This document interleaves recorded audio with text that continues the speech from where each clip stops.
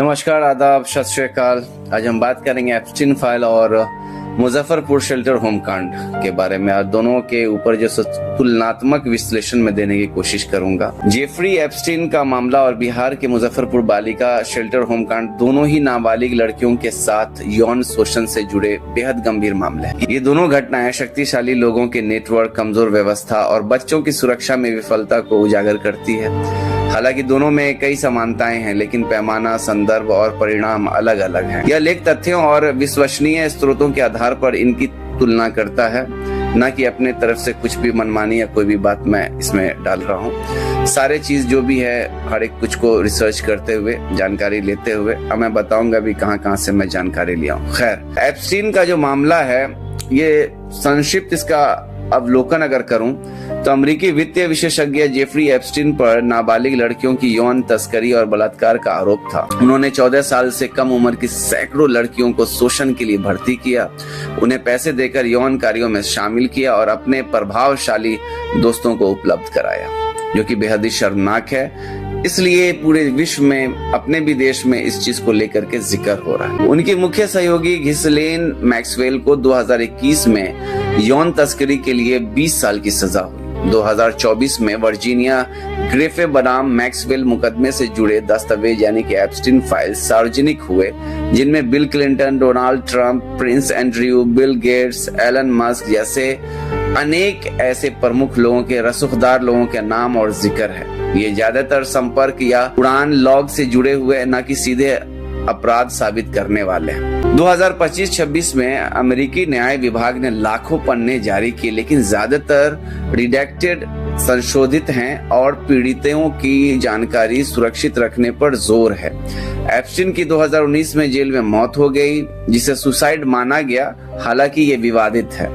Muzaffarpur shelter home कांड के बारे में बात कर ले, उसका भी संक्षिप्त अवलोकन मैं किया हूँ। तो 2018 में बिहार के मुजफ्फरपुर में एक एनजीओ सेवा संकल्प एवं विकास समिति द्वारा संचालित बालिका शेल्टर होम में यह यौन शोषण का खुलासा हुआ। यह होम सरकारी अनुदान से चलता था और 42 नाबालिग लड़कियों, जो कि 7 से लेके 17 साल की आयु की लड़कियां थी, यहाँ रहती थी। TISS की सोशल ऑडिट रिपोर्ट के बाद जांच हुई, जिनमें 34 लड़कियों के यौन शोषण की पुष्टि हुई। मुख्य आरोपी ब्रजेश ठाकुर, जो एनजीओ के प्रमुख थे, और 18 अन्य को 2020 में दिल्ली की साकेत कोर्ट ने दोषी ठहराया।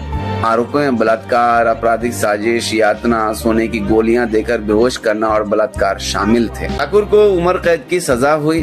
ठाकुर के पूर्व मंत्री मंजू वर्मा से संबंध थे। वह इस्तीफा दे चुकी थी, लेकिन सीबीआई ने क्लीन चिट दी। समानताएं क्या क्या है एप्स्टीन फाइल्स में और ये मुजफ्फरपुर बालिका वाला जो कांड है, उसमें क्या क्या समानताएं थी? नाबालिग का यौन शोषण, दोनों मामले में कमजोर बच्चियों यानी कई 14 साल से कम का व्यवस्थित शोषण हुआ। एप्स्टीन ने लड़कियों को भर्ती का शोषण किया। मुजफ्फरपुर में शेल्टर होम को ही शोषण का केंद्र बनाया गया। प्रभावशाली लोगों का नेटवर्क यानी कि एप्स्टीन के मामले में भी राजनेता, व्यापारी और सेलिब्रिटी जुड़े थे। मुजफ्फरपुर में भी स्थानीय नेता, अधिकारी और सरकारी फंडिंग शामिल थी। दोनों में सिस्टम की विफलता और संरक्षण दिखता है। सामाजिक आक्रोश और जांच अगर देखा जाए तो दोनों ने दुनिया और देश स्तर पर आक्रोश पैदा किया।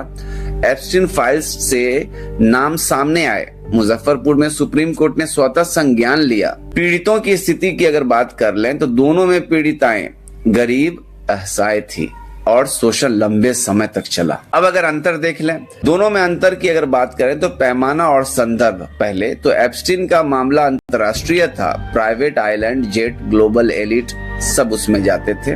मुजफ्फरपुर स्थानीय था, सरकारी शेल्टर होम बिहार तक ही सीमित था। न्याय की अगर बात करें तो न्याय का परिणाम, मुजफ्फरपुर में 19 दोषी ठहराए गए और सजा हुई। एप्स्टीन के मामले में देखें तो एप्स्टीन की मौत से मुख्य आरोपी बच गया, लेकिन मैक्सवेल दोषी ठहरी। साक्ष्य और खुलासा अगर देखा जाए तो एप्स्टीन फाइल्स में संपर्कों का जिक्र है, लेकिन ज्यादातर आरोप साबित नहीं। मुजफ्फरपुर में मेडिकल रिपोर्ट, अदालती फैसला और दोष सिद्धि ठोस है। राजनीतिक प्रभाव की अगर बात करें तो मुजफ्फरपुर ने बिहार सरकार को हिला दिया। एप्स्टीन ने अमेरिकी राजनीति में बहस छेड़ी, लेकिन कोई नया आरोप साबित नहीं हुआ। निष्कर्ष की अगर बात करें तो दोनों मामले बच्चों की सुरक्षा में व्यवस्थागत खामियों को दिखाते हैं। एप्स्टीन फाइल से वैश्विक स्तर पर शक्तिशाली नेटवर्क उजागर हुए, जबकि मुजफ्फरपुर ने भारत में सरकारी संस्थानों की जवाबदेही पर सवाल उठाए। न्याय की प्रक्रिया जारी रहनी चाहिए ताकि पीड़ितों के इंसाफ मिले और ऐसे अपराध रोकने के लिए सख्त कदम उठाए जाएं। ये मामले याद दिलाते हैं कि बच्चों की सुरक्षा सबकी जिम्मेदारी है। सभी जानकारी जो मैं पहले भी पूर्व में बता चुका हूँ, जो मैं दिया वो विश्वसनीय स्रोतों जैसे विकिपीडिया, BBC, द गार्जियन और अमेरिकी न्याय विभाग की रिपोर्ट पर आधारित है। खैर, ये रिपोर्ट आपको कैसा लगा, आप अपने कमेंट को जरूर लिखिए और सही लगे तो ये रिपोर्ट को औरों से भी साझा कीजिए, शेयर कीजिए और हमारे इस चैनल के जो है परिवार के सदस्य बने रहिए। आज के वीडियो में इतना ही। जय हिंद, जय भारत।